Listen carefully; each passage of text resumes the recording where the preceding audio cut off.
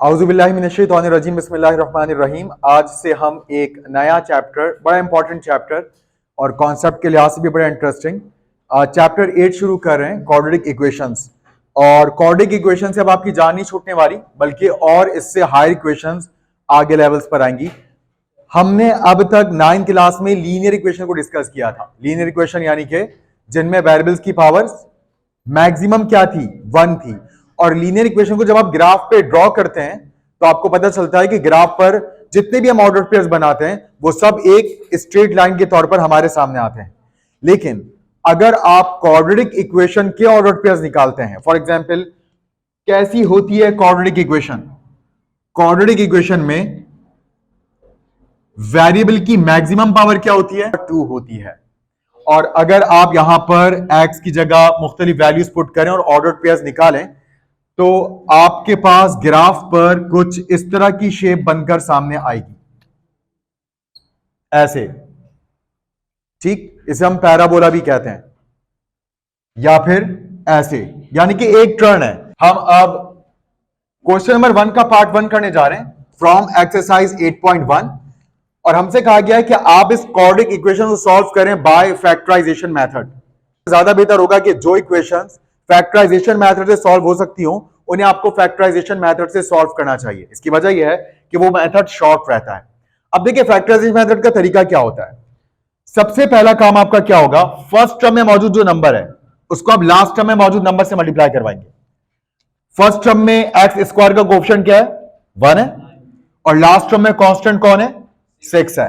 तो 1 6 क्या बनेगा, 6 बनेगा। तो यहां पर हमें दो ऐसे नंबर्स चाहिए जो मल्टीप्लाई हो तो क्या है, 6 आए, but according to the sign of the last term. याद रखिएगा लास्ट टर्म का साइन हमें बताता है। लास्ट टर्म क्या है, लास्ट टर्म का साइन क्या है, प्लस। यहां पर भी आप प्लस लिख दें। प्लस होकर आना चाहिए मिडिल टर्म। मिडिल टर्म क्या है, 5। अब यहां कंफ्यूज मत हो जाएगा, बाज लोग ये सोचते रह जाते हैं कि क्योंकि आपको मिडिल टर्म लेकर आनी है इसलिए साइन भी मिडिल टर्म का इंपॉर्टेंट होगा। ठीक, तो साइन मिडिल टर्म का इंपॉर्टेंट नहीं है, आपका प्लान होगा लास्ट टर्म के साइन से। अब यहां पर हम सबसे पहले इस 6 को 1 से डिवाइड करते हैं। 6 डिवाइड बाय 1 6 आता है, और अकॉर्डिंग टू प्लान 6 में 1 प्लस करके देखते हैं तो 7 बनेगा, और हमें 7 नहीं 5 चाहिए। फिर 6 डिवाइड बाय 2 3 होता है, और 3 प्लस 2 5 होता है। इट मींस वो दो नंबर 3 और 2 है। अब यहां पर हम खुद कह रहे हैं कि कौन सा मेथड है, मिडिल टर्म ब्रेक मेथड, मतलब मिडिल टर्म को तोड़ने वाला मेथड।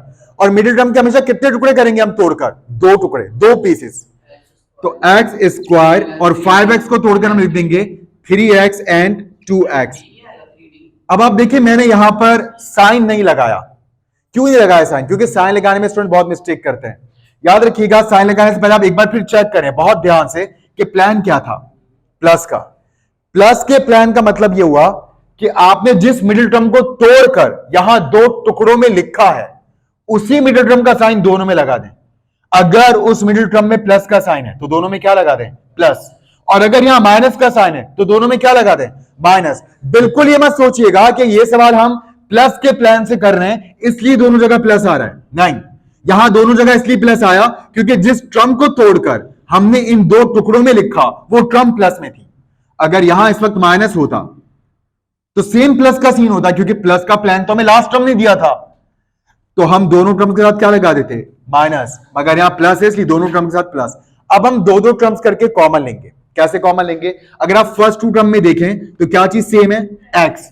तो एक्स आपने कॉमन लिया, और कॉमन जब आप लेते हैं वेरिएबल की लोएस्ट पावर कॉमन लेते हैं, तो एक्स की पावर 2 है और यहां एक्स की पावर 1 है, इसलिए एक्स कॉमन है।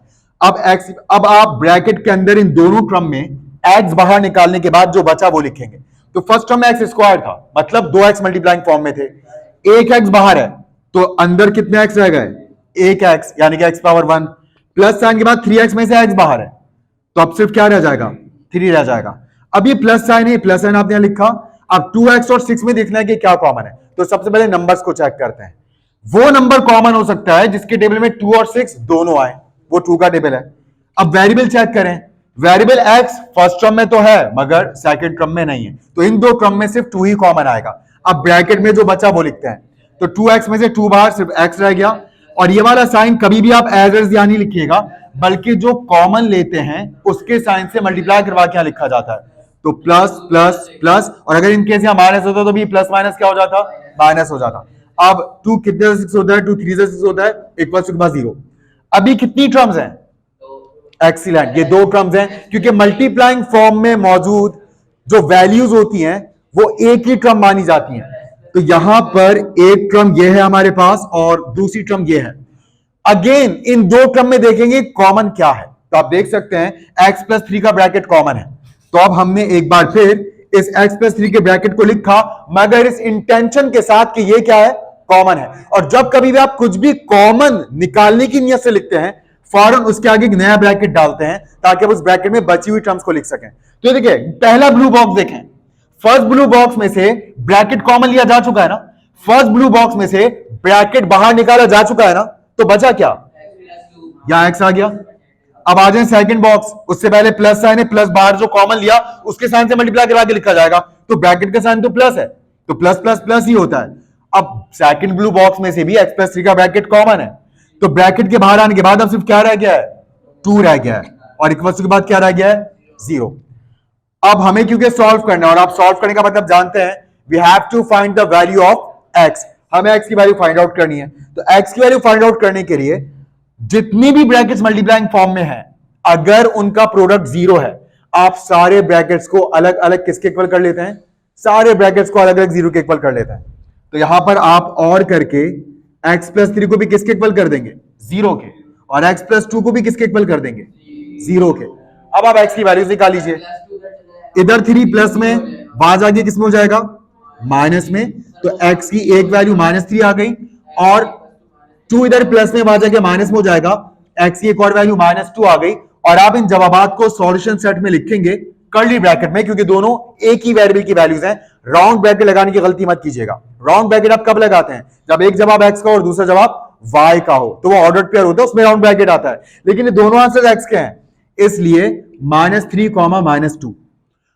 सबसे अहम बात, अगर आपसे कभी कोई सवाल करे कि जब 2 ब्रैकेट्स मल्टीप्लाइंग फॉर्म में 0 के इक्वल हैं, तो जैसे आपने दोनों को अलग अलग 0 के इक्वल कर लिया, अगर यही 2 ब्रैकेट्स x प्लस 3 और x प्लस 2 5 के इक्वल होते, तो क्या मैथमेटिक्स के इसी रूल के मुताबिक हम इन दोनों ब्रैकेट्स को 5 के बराबर कर सकते थे,